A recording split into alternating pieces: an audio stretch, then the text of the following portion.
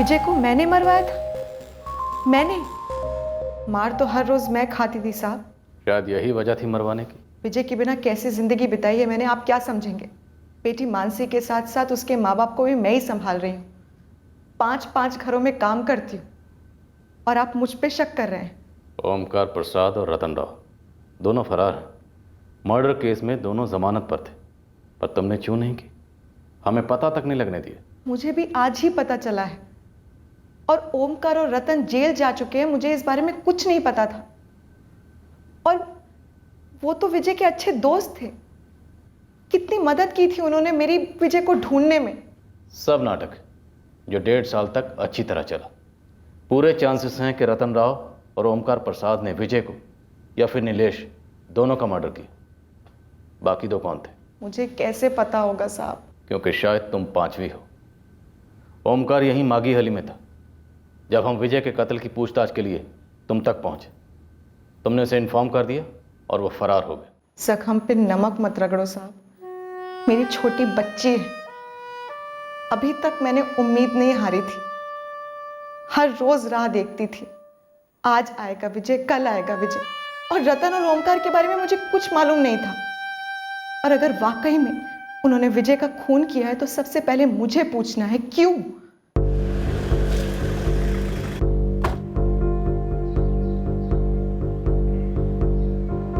रतन राव और ओमकार प्रसाद 2 महीने पहले गिरफ्तार हुए थे निखिल बार्गी नाम के एक आदमी के मर्डर में। धवल, तुमने फोन पर कहा था कि मर्डर का मास्टरमाइंड अभी तक तुम्हारी कस्टडी में है। संदीप दीक्षित नाम है उसका। संदीप को अभी तक बेल नहीं मिली और इस संदीप का विक्टिम निखिल बार्गी की वाइफ स्मृति बार्गी के साथ अफेयर चल रहा था। संदीप और स्मृति ने मिलकर साजिश रची थी निखिल के मर्डर की। निखिल की पत्नी स्मृति साफ साफ हमारी मुख्य संदिग्ध थी और वो कन्फेस भी कर गई थी कि उसने अपने प्रेमी संदीप के साथ मिलकर निखिल का मर्डर करवाया।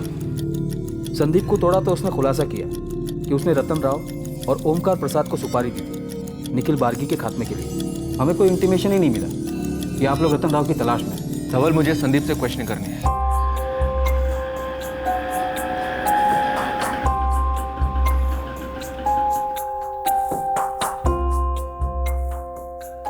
सब कुछ तो बता चुका हूँ कोर्ट में। फिर से बोल संदीप। सुपारी मैंने रतन राव को दी थी। ओमकार प्रसाद को रतन ही लाया था। ये रतन कहाँ से मिला? पुरानी पहचान थी, नंबर था रतन का। मालूम था कि पैसों के लिए वो कुछ भी करेगा। इससे पहले भी कर चुका है। किसका मर्डर किया पहले रतन ने? इन दोनों का? मुझे नहीं पता रतन ने पहले किस किस को मारा और क्यों। ये रतन राव कहाँ मिलेगा अभी? फोन स्विच ऑफ है उसका। संदीप कुछ छिपा मत, बोल दे। मैंने आपको पहले भी बोला था ना कि रतन आपको कहाँ मिलेगा। आपको वही मिला ना वो। अब उसका और कोई ठिकाना है तो मुझे नहीं मालूम। कोई और जानकारी है उसके बारे में जो हमारे काम आ सके? रतन और ओमकार के साथ एक और बंदा आने वाला था। ओमकार लाने वाला था उसे। कार्तिक गिरी करके बंदा था। तो पहले क्यों नहीं बताया इस कार्तिक गिरी के बारे में? वो काम के लिए आया ही नहीं, तभी तो नहीं बताया। ये कार्तिक गिरी भी कंस्ट्रक्शन साइट पे काम करने वाला मजदूर है क्या? पता नहीं साहब। वो तो रतन मुझसे बोला था कि मर्डर के लिए और 2 आदमी उसके साथ आएंगे। ओमकार को तो मैं मर्डर की रात को मिला। वो ओमकार से पता चला कि कोई कार्तिक भी आने वाला था पर नहीं आ पाया। सर एक बैड न्यूज़ है, अभी कार्तिक गिरी यहाँ से गायब हो गया। ये हो क्या रहा है जीतू? इस केस में लोग गायब होते हैं फिर मरे हुए पाए जाते हैं, और जिन लोगों की लीड हमको मिलती है वो लोग भी गायब हो जाते हैं। सर यही सारी चीज़ों से मेरा दिमाग का दही हो रहा है। लेकिन सर वो उस कार्तिक के साथ में जो दूसरा बंदा था ना पद्माकर, वो अभी भी यही है। अभी अभी मेरी उससे बात हुई। कार्तिक तो मेरा सिर्फ दोस्त है, वो भी यहाँ काम पे। बाकी टाइम वो क्या करता है क्या नहीं कैसे पता चलेगा? जब मैंने तुझसे और कार्तिक से पहले बात की तो तूने क्या बोला था कि तू ओमकार प्रसाद, रतन राव, नीलेश और विजय कोटियान इन सब को जानता है। अरे एक साथ मिट्टी उठाते थे हम। लेकिन तुझे कभी यही पता नहीं चला कि वो किस मिट्टी से बने। ओमकार प्रसाद और रतन राव दोनों हिस्ट्री शीटर हैं। ये लोगों की कुंडलियाँ निकलवाना तुम खबरियों का काम है, हम मजदूरों का नहीं। तू एक काम कर, हमारे सुपरवाइजर रामटेक अन्ना के पास जा और उसका सर खा। ये बात तो मेरी समझ के बिल्कुल बाहर है कि कोई विजय और नीलेश जैसे गरीब मजदूरों का मर्डर वर्डर क्यों करेगा। दूसरी बात, वो कार्तिक 2 दिन से काम पे नहीं आया। अब इतनी सी बात से मेरी ट्यूबलाइट कैसे जलेगी कि ये कार्तिक भी उस ओमकार की तरह पुलिस से बचता भाग रहा होगा। सर मैं इस कार्तिक के घर पर होके आया, ताला लगा है वहाँ पर। उसके पड़ोसियों ने बताया कि वो बोरिया बिस्तर लेकर गायब हो गया। 2015 में दिवाली का टाइम 9 नवंबर को तेरे चंद्रू भिखारी ने 4 लोगों को विजय को पटरी पर लेटाते हुए देखा था। उन चारों में से 3 ये हो सकते हैं, ओमकार प्रसाद, रतन राव और ये कार्तिक गिरी। हमें इन तक पहुंचना है, इनको पकड़ना है जीतू। इन तीनों के पीछे मेरी पूरी फौज पड़ी है। सर मैंने उस कविता के बारे में बताया था ना आपको, जो नीलेश के गायब होने के बाद बार बार उसे पूछने आती थी 2010 में। वो जिसका पति दयानंद 2009 में गायब हुआ था। जी सर भाई, मुझे लगता है इस कविता का इस केस के साथ ज़रूर कुछ लेना देना सर, क्योंकि नीलेश के गायब होने के बाद वो भी गायब हो गई थी यहाँ से।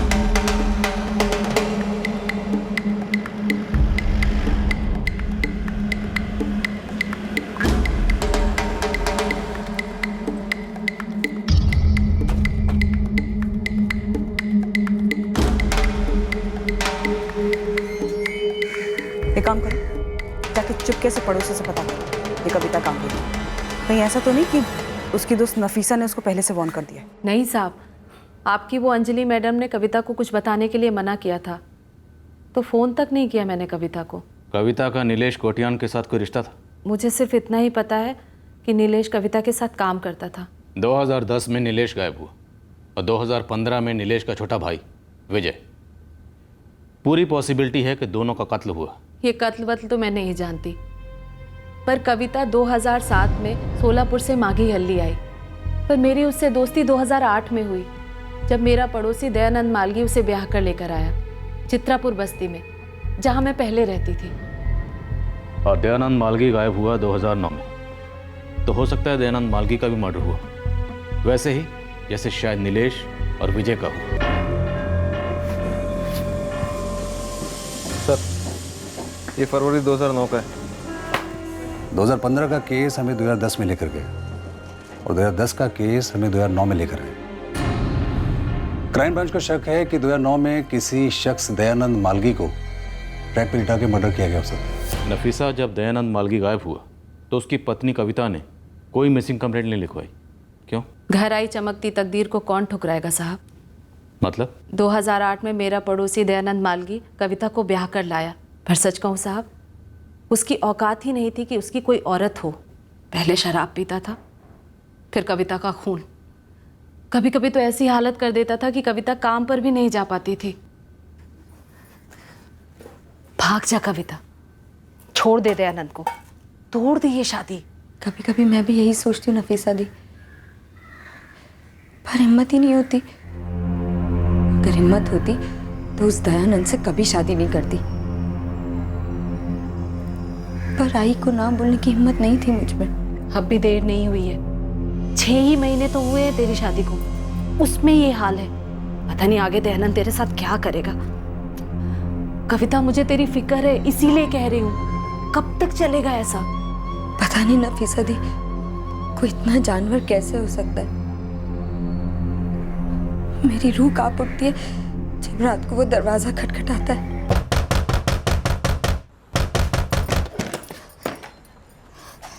वो मैं आपके लिए रोटी बना रही थी, इसलिए दरवाजा खोलने में देरी हो गई।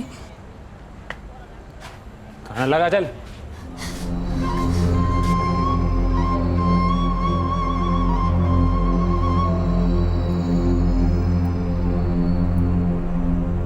उसके वैश्यपन को सह नहीं पा रही थी कविता, लेकिन भागकर जाने की हिम्मत भी नहीं जुटा पा रही थी वो। 1 साल ये सब सहते सहते जिंदा लाश बन गई थी वो साहब। वो तो कविता की तकदीर अच्छी थी कि एक रात दयानंद लौटा ही नहीं और उस दरवाजे पर दहशत वाली दस्तक रुक गई।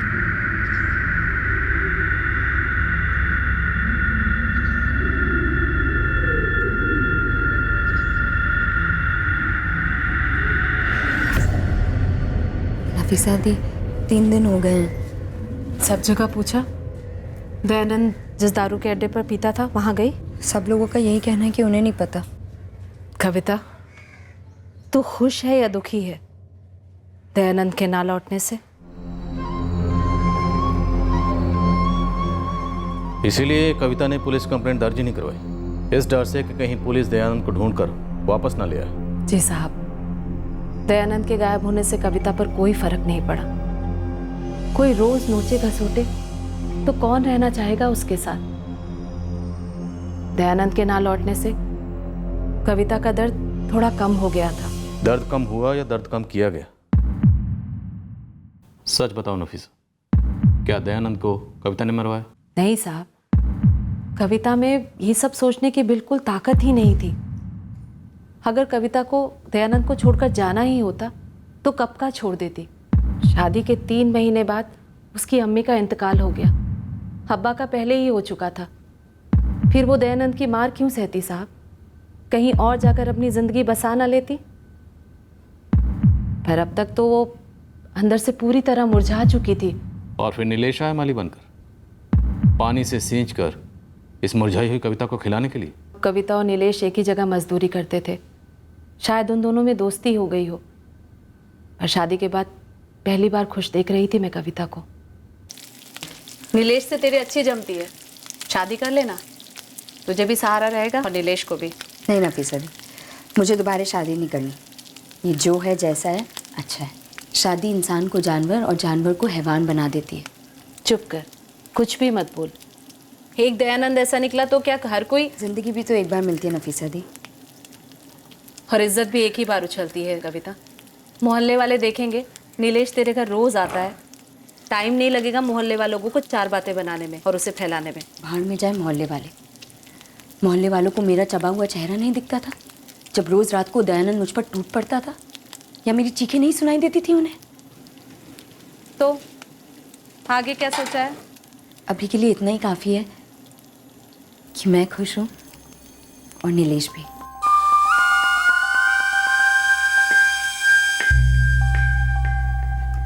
हमें एक दूसरे का साथ पसंद है। काम का बोझ जैसे महसूस ही नहीं होता और वक्त कैसे निकल जाता है पता ही नहीं चलता। वो घर आता है तब भी बहुत अच्छा लगता है। इंसान है वो, अच्छा इंसान। हम दोनों एक दूसरे से बहुत ही नाजुक धागे से बंधे हैं। अगर धागा ज़्यादा कस लिया तो या तो धागा टूट जाएगा या गले का फंदा बन जाएगा। पर कभी ना कभी तो इस रिश्ते को नाम देना ही होगा ना।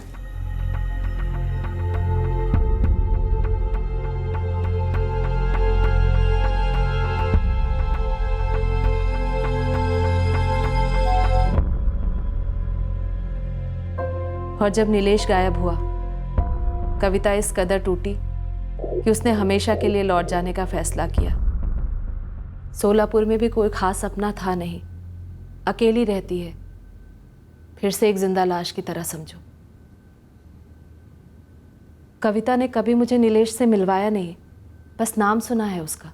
तुम जितने लोग भी इस केस में शामिल हो ना, सब में एक बात कॉमन है। तुम सब लोग एक दूसरे के करीब तो हो, पर कोई भी एक दूसरे के बारे में कुछ नहीं जानता, या फिर बहुत कुछ जानकर भी सब अनजान बने बैठे। मैडम, पड़ोसियों ने आज सुबह तक कविता मोरे को देखा था। कहीं ऐसा तो नहीं आज ही गायब होने का प्रोग्राम बनाया उसने? मैंने पीसीओ से ब्लैंक कॉल भी किया था कविता मोरे को, उसने फ़ोन आंसर किया था। अगर वो भाग गई होती तो फ़ोन स्विच ऑफ कर दिया होता।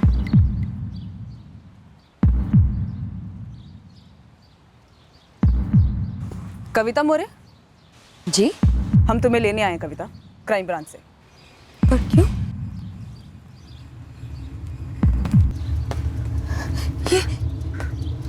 ये तो नीलेश है। सितंबर 2010 में ये गायब हुआ था। जी, 17 सितंबर को। 18 सितंबर 2010 को अरुणापुरम और हेमगुड़ी रेलवे स्टेशन ट्रैक पर ये लाश मिली थी। नीलेश उसी दिन मर गया था? नहीं कविता, मार दिया गया।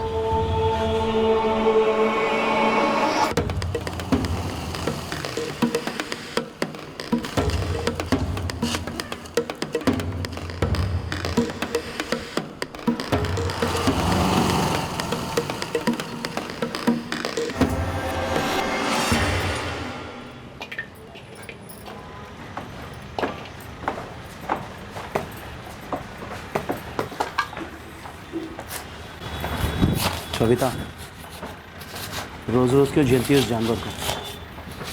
छोड़ क्यों नहीं देती उस दयानंद?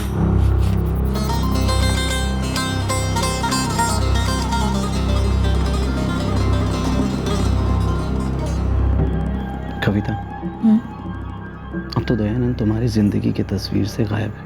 मुझे ऐसी तस्वीर ना फिर से बनानी और ना ही देखनी है। बहुत डरावनी होती है शादी की तस्वीर। मतलब तुमको मुझ पर भरोसा नहीं है? ऐसा नहीं है नीलेश, पर धोखे और दर्द पे ज्यादा भरोसा है, और अब दर्द झेलने की ताकत नहीं है मुझ में। हाइट एक जैसी लगती है लेकिन होती अलग अलग है, वैसे ही मर्दों का भी है। नीलेश बात पूछो? हाँ पूछो। दयानंद के साथ क्या हुआ है? कहाँ है वो? कविता, तुम कहना क्या चाहती हो? दयानंद को मैंने गायब करवाया है? नीलेश, मैं मान ही नहीं पा रही हूँ कि दयानंद जैसा इंसान अपनी मर्जी से सब कुछ छोड़ छाड़ के ऐसे कैसे जा सकता है। तुम चुप क्यों हो नीलेश?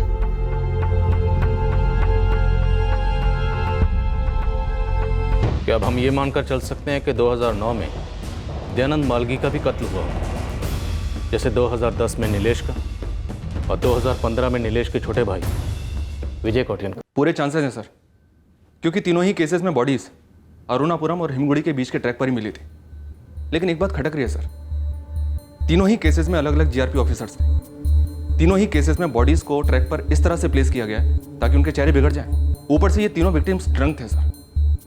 अब ये समझ में नहीं आ रहा है कि इन तीनों में से किसी भी केस में पोस्टमार्टम के बाद भी इस मोडस ऑपरेंडी को क्वेश्चन क्यों नहीं किया गया? शायद इसलिए क्योंकि तीनों ही केसेस को बारीकी से ऑब्जर्व नहीं किया गया। अक्सर लोग नशे की हालत में रेलवे ट्रैक पर चलते हुए इसी तरह मारे जाते हैं, इसलिए शायद तीनों मर्डर्स को एक्सीडेंट केसेस मान लिया गया। और ऊपर से तीनों वारदातें अलग अलग वक्त पे हुई, 2009, 2010 और 2015।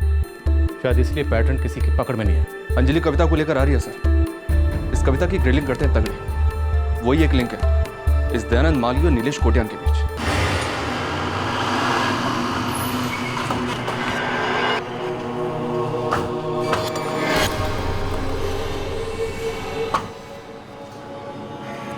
जी, ये मेरे पति दयानंद मालगी हैं। 14 जुलाई 2009, तारीख सही है? जी, हम दोनों पूरा दिन साइट पर काम कर रहे थे। शाम को मैं घर चली गई और रोज की तरह पीने चले गए, और फिर रात भर घर नहीं आए।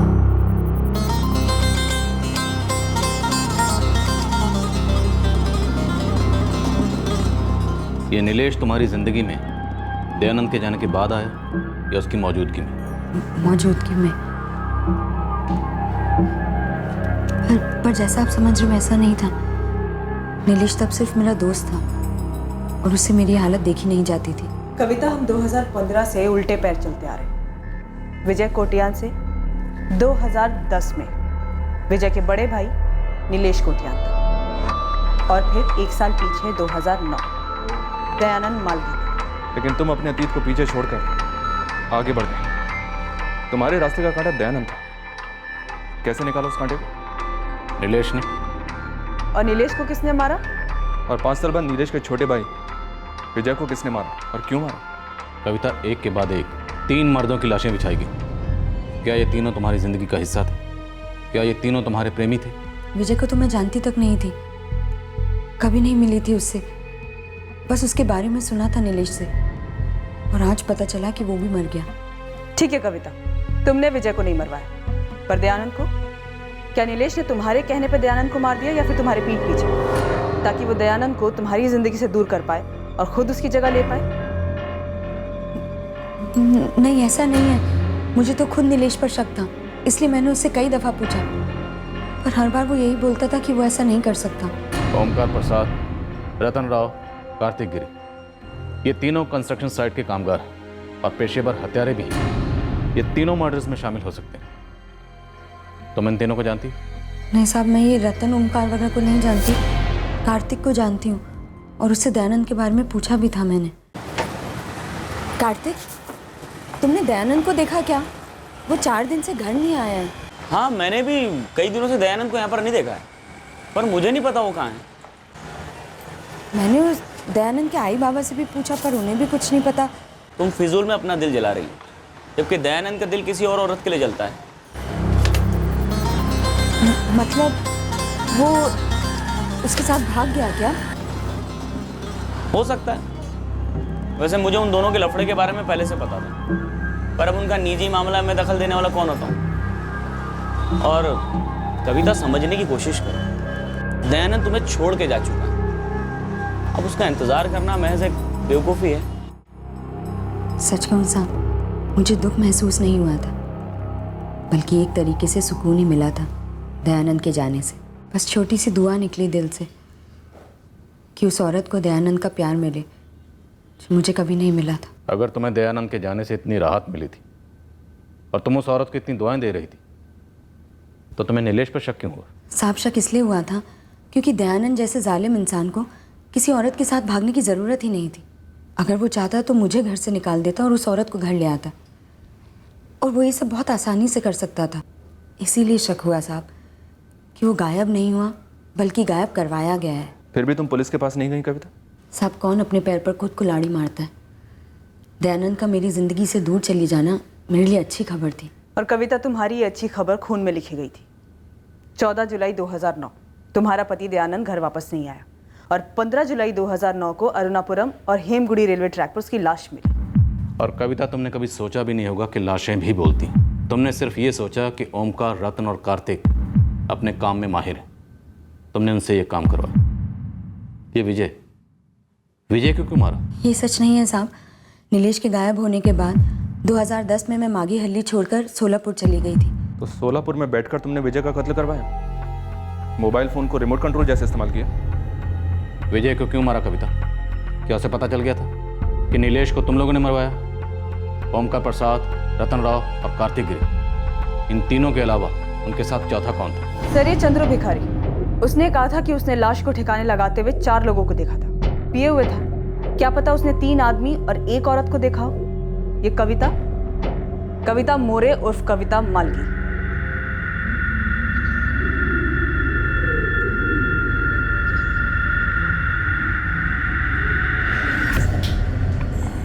क्या जीतू, 2 खंबा भी पी जाऊं तो आदमी को औरत थोड़ी ना बोलूंगा। और ये औरत तो साड़ी पहनी है, वो चारों आदमी ही थे। फटाफट काम कर दिया उन चारों ने, और पक्का उनमें औरत नहीं थी।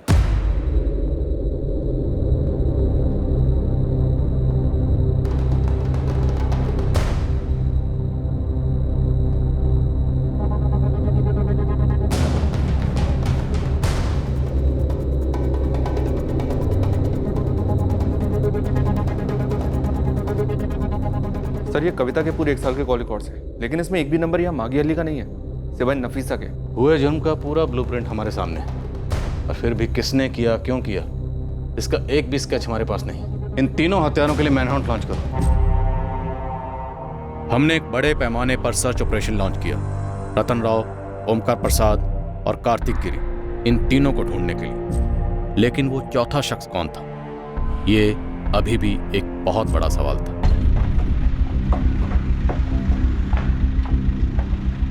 हमने ऐसी हर लोकेशन को स्कैन किया जहां इन तीनों को पनाह मिल सकती थी। हर कंस्ट्रक्शन साइट हमारे रडार पर थी। कोई भी जगह छोड़ी नहीं गई जहां से ये लोग फरार हो पाए।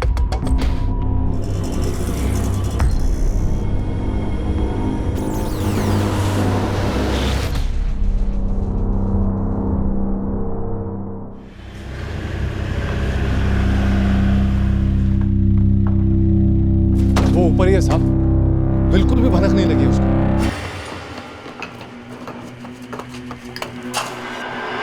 आखिरकार हम चौथे रहस्यमय हत्यारे तक पहुंचे, जो विजय कोटियान के मर्डर में शामिल थे, पद्माकर गौड़।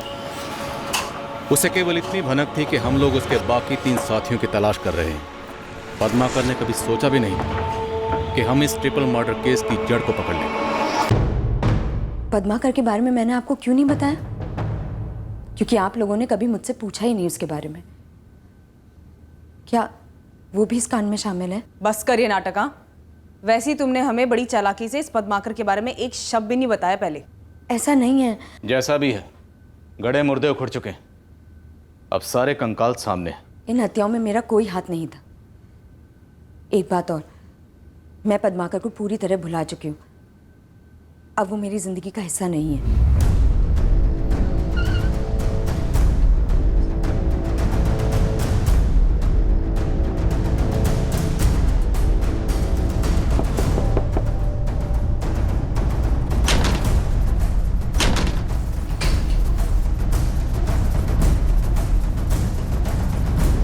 आखिरकार ये केस तब क्रैक हुआ जब रतन राव हमारे हाथ आए। सबसे पहले हम रतन राव तक पहुंचे और उसके जरिए बाकी तीनों तक। अब इन तीनों के पहले, बाद में या दौरान बाकी जितने भी कत्ल किए हैं वो सब के सब बता दे रतन। 2015 और 2010 वाले मर्डर में मैं शामिल था, 2009 वाले में मैं शामिल नहीं था साहब। शुरू हो जा। सबसे पहले 2015 विजय कोटियान। क्यों मारा तूने विजय कोटियान को? वो तो तेरा दोस्त था ना? हाँ, दोस्त था वो मेरा, पर वो कार्तिक गड़बड़ किया। कैसी गड़बड़? एक दिन विजय के साथ दारू पी रहा था, तभी पता नहीं क्या बक दिया। दूसरे दिन विजय अपना प्लान लेके मुझे आके मिला साहब। क्या हुआ विजय? अरे तेरे को मेरे साथ मेरे लिए एक काम करना पड़ेगा। अरे करना क्या वो तो बता विजय। तो मेरा दोस्त है ना, बोल। दोस्त है ना? ये भी कोई पूछने का बात है? काम क्या है? किसी को जान से मारना है। इसको? उसने जिसने मेरे नीलेश अन्ना को जान से मार दिया। कार्तिक कल सब कुछ बताया मेरे को। 5 साल से मुझसे सब कुछ छुपा के रखा था वो। ए कार्तिक, क्या बोल रहे बे? और नहीं तो क्या विजय, तो कविता को लेकर उसके दिल में खंजर गड़ा है, खंजर। वो कविता भी उस पर मरती थी। छोड़ना है यार। तो क्यों छोड़ना? क्यों छोड़ना? मेरे को पता पड़ा था कि मेरा नीलेश अन्ना किसी कविता के लिए पागल है। वो कविता तो 5 साल पहले ही अपने गांव लौट गए, और अभी तू बोल रहे तो पद्माकर ने मार डाला ना। अरे क्यों बाल की खाल निकाल रहा है? जाने देना। अरे निकालूंगा ना यार, बाल की खाल निकालूंगा मैं। मेरा नीलेश अन्ना 5 साल से घर नहीं लौटा। मेरे अम्मा अब्बा का हालत खराब है, उसका इंतजार में। और अभी तू बोल रहा है बोलना वो पद्माकर ने मार डाला है मेरे अन्ना को, क्योंकि वो जान छिड़कता था कविता पे, है ना? बोलना। मैं नशे में कुछ भी स्टोरी बना रहा हूँ। तेरे ग्लास खाली है, लेना। अरे पक्का मालूम है मेरे को, उसने पद्माकर ने मेरे अन्ना को मार डाला, और दयानंद को भी उससे पहले पद्माकर ने मारा होगा। क्या बोल रहा है विजय? सच बोल रहा हूँ मैं, एकदम सच। मैं तेरे से पूछता हूँ, तू साथ देगा ना मेरा? उसको मारने में मेरा साथ देगा ना? पद्माकर को मारने में? उसके बाद ओमकार को भी साइड में लूंगा मैं। बोल, साथ देगा ना मेरा? साले कमीने, 5 साल के बाद उल्टी कर दिया ना? यार पद्माकर, मैंने ऐसा कुछ नहीं बोला। देखो बस नशे में बक दिया मैंने। भाई मुझे माफ कर दे। देख मैं तेरे पैर पड़ता हूँ भाई। क्या क्या बोला क्या तू उसको? ऐसा कुछ नहीं बोला यार पद्माकर। वो तो बस विजय मुझसे पूछ रहा था कि पद्माकर इतना दुखी क्यों रहता है, तो मैंने कह दिया कि कविता पे लट्टू था यार। पर मैंने ऐसा कुछ नहीं बोला भाई। यार वो जो सन की विजय है ना, वो 2 का 2 6 कर रहा है। माँ का, तो मैंने ऐसा कुछ नहीं बोला पद्माकर। देख पद्माकर, ऐसा है कि अगर मैं और ओमकार साथ ना भी दे, मुकर जाए, तो भी विजय तेरे ऊपर हमला करेगा किसी को साथ में लेके। खून सवारी उसके सर पे। वो बदला लेना चाहता है अपने भाई नीलेश के मौत का। विजय ने उसी के साथ बदले का प्लान बनाया जिसने उसके भाई को मार डाला था, मतलब तुम्हारे साथ। तब तो विजय को सिर्फ इतना पता था कि पद्माकर ने नीलेश को मार डाला। अगर विजय को मालूम पड़ता कि हम तीनों भी इसमें शामिल है, जैसे कि मैं, ओमकार और कार्तिक, तो हमारे भी पीछे पड़ जाता। नीलेश को कैसे मारा तुम लोगों ने? कार्तिक को बोला नीलेश को पिलाने ले जाने को, और जब वो टाइट हुआ तब हम वहाँ पहुँचे। नीलेश, कविता से बात की तूने शादी के लिए? हाँ की, लेकिन ना वो हाँ बोल रही है ना। ऐसा क्यों? अरे उसका पति था ना दयानंद, जानवर था, जानवर। अच्छा वो उसकी जिंदगी से निकल गया। दयानंद का दिया हुआ दर्द, उसका डर कविता के दिल से नहीं निकल रहा। अच्छा नीलेश, तुझे पता है कविता की जिंदगी से दयानंद को किसने बाहर निकाला? नहीं, तुझे पता है? कार्तिक।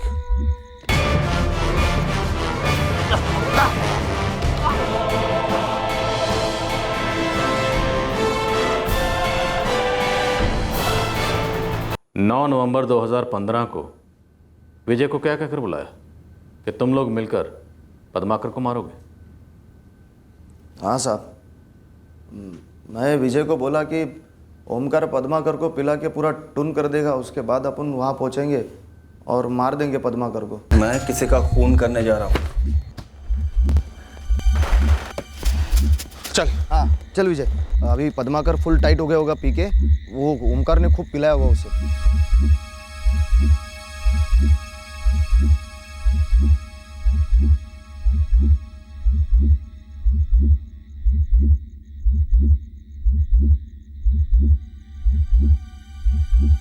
मेरे नीलेश अन्ना को मारा तूने उस कविता के लिए ना? हाँ, हालांकि मारने का बिल्कुल भी दिल नहीं था, जैसे कि तुझे भी मारने का दिल नहीं है, पर क्या करें, मजबूरी है। तूने मुंह नहीं फाड़ा होता ना तो ये करने की जरूरत ही नहीं पड़ती। 5 साल बीत चुके थे यार, सब कुछ सेटल था, क्यों बोला तू? भाई माफ कर दे यार पद्माकर, दिल से माफी मांग रहा हूँ, गलती हो गई थी यार।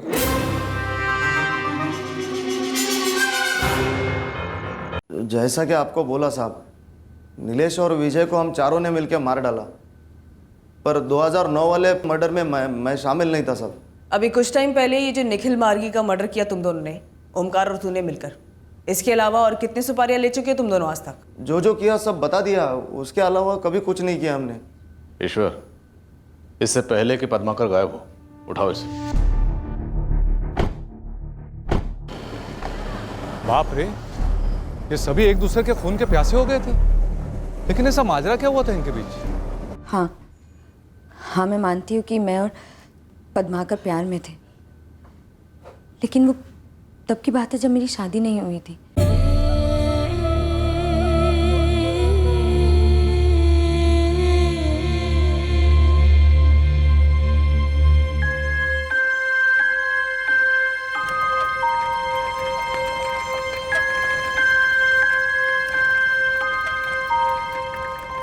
पद्माकर आई नहीं मानेगी, उन्हें हमारी जात का लड़का ही चाहिए। कविता, हम दोनों एक ही जात के हैं, गरीब जात, और अगर हम दोनों मिलकर मेहनत करें ना तो जात बदलकर अमीर जात के हो सकते हैं। आई सुनेगी ही नहीं। उन्होंने दयानंद मालगी के माँ बाप को हाँ कर दिए। दयानंद? ये कौन? दयानंद के माँ बाप हमारी बस्ती में रहते हैं। उन्हें मैं शादी के लिए पसंद आई तो उन्होंने आई से बात की। उन्होंने कहा शादी का पूरा खर्चा वो ही उठाएंगे और दहेज भी नहीं लेंगे। ऊपर से हम दोनों एक ही जात के हैं। आई ने पक्की कर दी बात। क्या मतलब पक्की वक्की कर दी? कविता, तू चल, हम दोनों भाग चलते। मैं आई के साथ ऐसा नहीं कर सकती। मतलब तू किसी भी दयानंद के साथ शादी कर लेगी? करनी पड़ेगी। मैं बस यही बोलने आई थी तुझे। कविता, बोलना, तू कैसे जीऊंगा मैं तेरे साथ? और तू जी लेगी मेरे बगैर? कोशिश करनी होगी। हम दोनों को वक्त शायद सारे घाव भर देगा।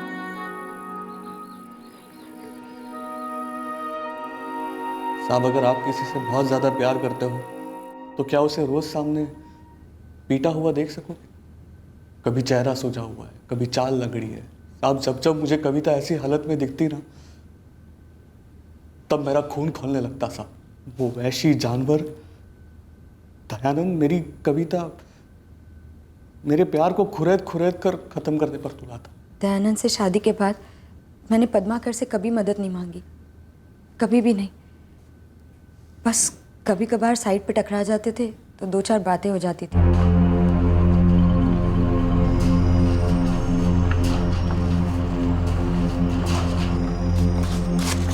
कविता, तेरे चेहरे पर दयानंद के हाथ के निशान देखकर दिल फटता है। सच में दिल फटता है। नसीब पद्माकर, नसीब। तेरी माँ खुश है तेरी हालत देखकर? मेरी आई को मेरी हालत दिखती कहाँ है?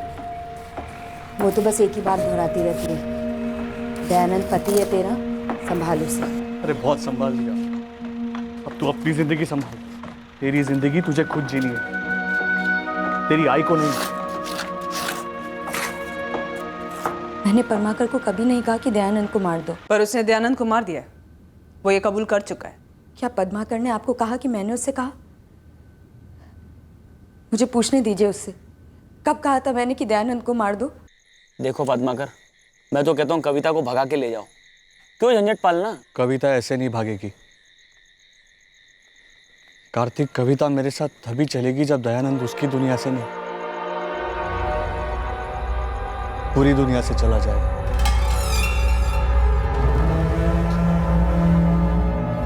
हाँ क्या साला।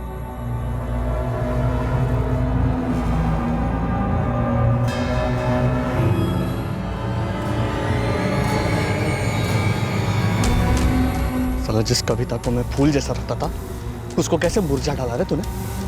हाँ आदमी है क्या हैवान? हाथ पकड़ उसका।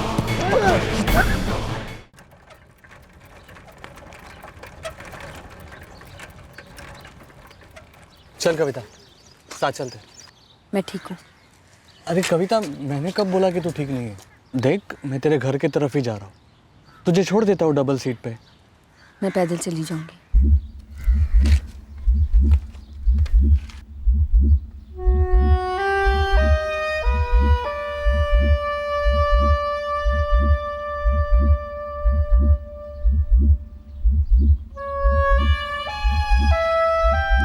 कविता देख घुमा फिरा के बात नहीं करूंगा, मेरे को तेरे से शादी करनी है।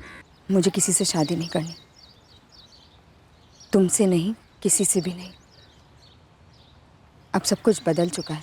लेकिन मैं नहीं बदला रे कविता, मैं अब भी तुझसे उतना ही प्यार करता हूँ जितना तब करता था।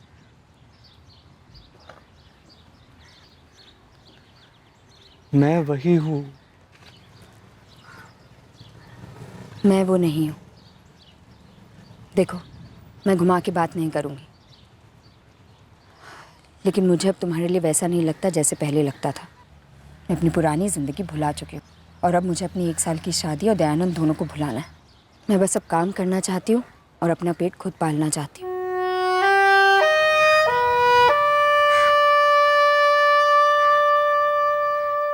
ऐसा होता है कभी, आपको भी मालूम होगा कि प्यार खत्म हो जाता है किसी के लिए। पर पद्माकर ने दयानंद को खत्म कर दिया और फिर नीलेश को भी, जिससे तुम प्यार करने लगी थी। यही बात पल्ले नहीं पड़ रही है मैडम। पद्माकर किसी को मारने वाला गुंडा बदमाश नहीं था, भला इंसान था वो। पता नहीं उसे क्या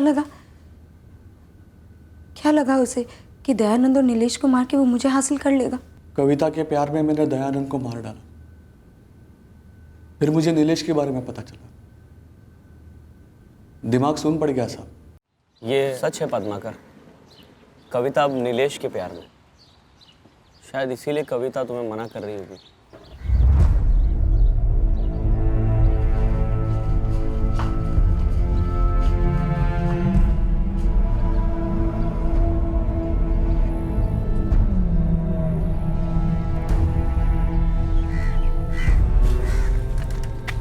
क्या हुआ, कुछ पता चला? उसकी पड़ोसन मिली थी मुझे, नफीसा। क्या बोली वो? कहाँ गई है कविता? वो बोली कि कविता कहीं चली गई है, पूरे मोहल्ले में किसी को पता नहीं है। नफीसा से उसका नंबर लिया? लेकिन वो बोली कि नंबर बदल गया है और जो पुराना वाला नंबर है वो बंद आ रहा है। दयानंद और नीलेश को मैंने एक मकसद से मारा था, कविता को हासिल करने के लिए। लेकिन कविता ही मुझे ठुकरा कर चली गई। उसके बाद मेरा किसी भी चीज़ में दिल नहीं रखता था। एक कार्तिक की एक गलती की वजह से मेरी जान को खतरा था। साहब अगर मैं विजय को नहीं मारता तो विजय मुझे मार डालता। ये लोगों को जान से मारकर रेल की पटरी पर चेहरा बिगाड़ना कब से चल रहा है? दयानंद पहला था साहब, उससे पहले मैंने जिंदगी में एक मक्खी तक नहीं मारी थी। सीधे सीधे बोल, कितने? सीधे सीधे बोल रहा हूँ साहब, दयानंद, नीलेश और विजय। मैं कविता की कसम खा के बोल रहा हूँ साहब। कविता इस सब के बारे में पहले से जानती थी ना? नहीं साहब, उसको तो रत्ती भर की खबर नहीं थी।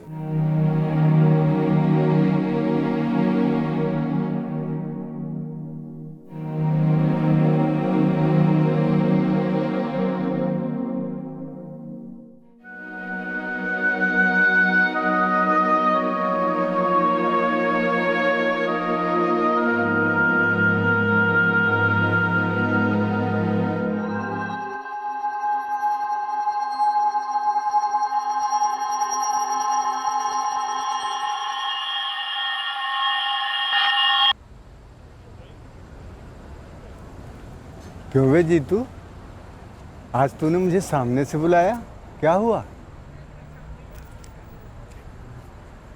ये ले रख, ईमानदारी से इनाम का आधा हिस्सा दे रहा हूँ। वैसे तू आदमी काम का है। वो तो मैं हूँ, पर कोई मानता ही नहीं। कोई नई खबर है ना तो फ़ोन घुमाना, ठीक है? का